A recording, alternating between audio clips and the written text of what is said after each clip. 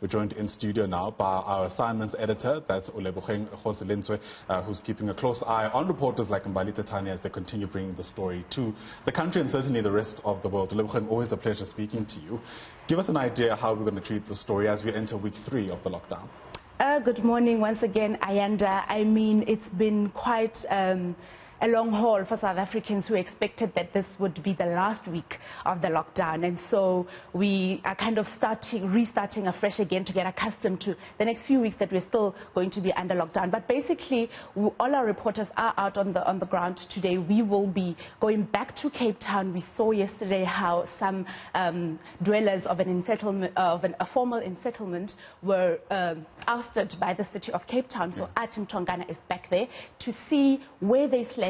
Are they back there? We know that it's been quite a tussle between that Khayelitsha community and the city of Cape Town, having been moved and then going back to the place again and then being moved a second time. So today, once again, we will be back there to just monitor the process. But as far as the regulations for COVID-19, as far as the staying indoors is concerned, in Cape Town still, Ati will be looking at, you know that before the lockdown, Cape Town, the Cape Flats are quite riddled with gang activity and drug abuse.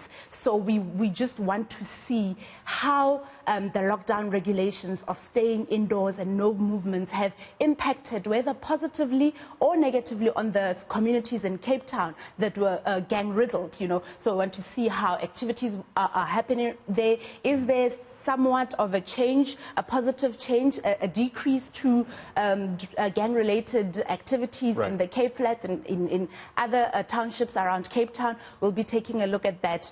But also, moving away from the big cities, we'll be in Mpumalanga. Our reporter Mweli Masilela is getting down to the villages, to those very rural areas where you find that a lot of family members live in one house, and as you would have it, then social distancing would be a very difficult thing to practice.